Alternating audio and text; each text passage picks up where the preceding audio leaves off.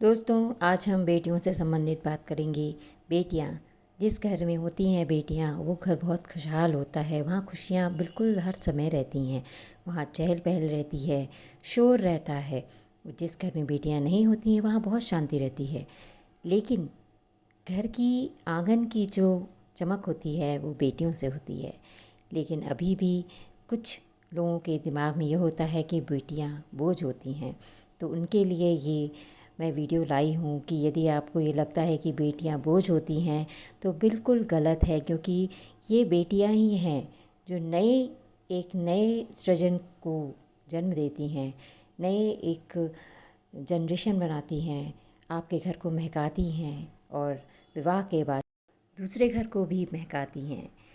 बेटा तो सिर्फ एक घर चलाता है, एक घर में ही उसका वर्चस्व रहता है, लेकिन बेटियां एक घर से होकर पूरे 25-30 साल की उम्र तक एक घर में रहती हैं। उसके बाद दूसरे घर को जाकर सहर्ष उसे अपना लेती हैं, सारे लोगों को अपना लेती हैं।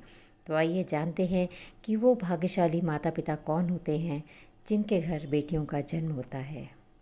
भगवान जानते हैं कि कौन से माता पिता बेटियों को भार सहन कर सकते हैं और सही तरीके से उनका पालन पोषण कर सकते हैं। इसीलिए वे ऐसे घरों का चयन करते हैं जो बेटियों के लिए उपयुक्त होते हैं।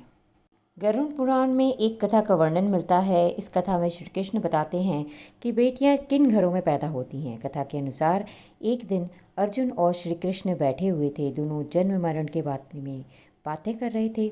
उसी दौरान अर्जुन ने श्री कृष्ण से सवाल किया कि माधव, किन कर्मों के कारण किसी भी माता पिता को कन्या रत्न की प्राप्ति होती है, यानी ऐसे कैसे घर होते हैं जहां भगवान बेटियों के जन्म के लिए चुनते हैं। तब श्री कृष्ण बोलते हैं, अर्जुन, अगर किसी के घर पुत्र का जन्म होता है तो वह उसका भाग्य है, लेकिन अगर किसी के घर पुत्री का जन्म होता है तो वह उसके लिए सौभाग्य की बात है। बेटे अगर भाग्य से मिलते हैं तो बेटियां सौभाग्य से मिलती हैं। जो स्त्री पुरुष अपने पूर्व जन्म में अच्छे कर्म करते हैं उन्हें ही बेटी के माता पिता होने का सौभाग्य मिलता है। आगे श्री कृष्ण कहते हैं कि बेटियों के जन्म के लिए ऐसे घरों को ही ईश्वर चुनते हैं जो बेटियों का भार सहन कर सकते हैं।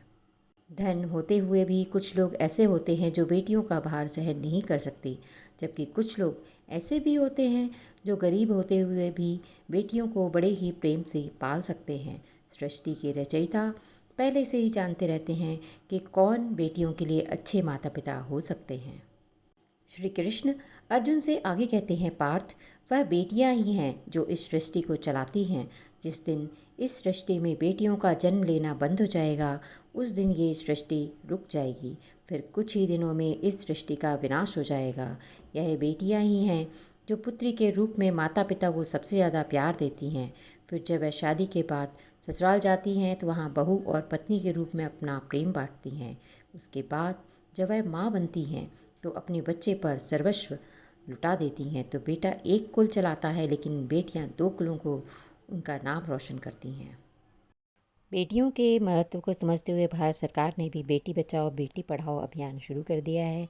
तो आप इसे समझ सकते हैं कि हमारे समाज के लिए बेटियां कितनी महत्वपूर्ण हैं। और बेटियों का सम्मान बचपन से बहुत ज़रूरी होता है।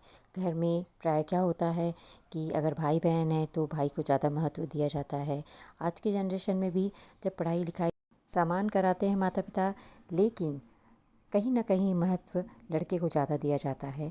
और लड़कियों के लिए ये सोच होती है कि इन्हें कितना भी पढ़ लिख कर घर का काम ही करना है। ऐसा नहीं है।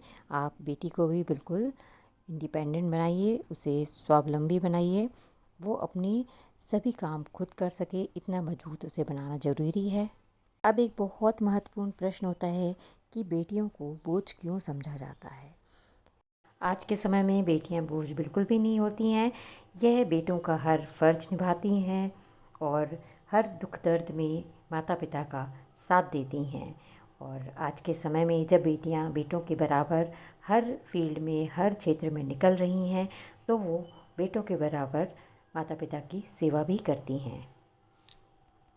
ज़रूरत है हमें बेटा और बेटी दोनों को समान समझने की। तो मिलते हैं अगली वीडियो में नए टॉपिक के साथ।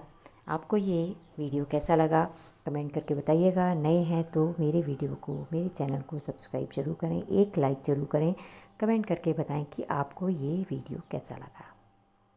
जय श्री राम।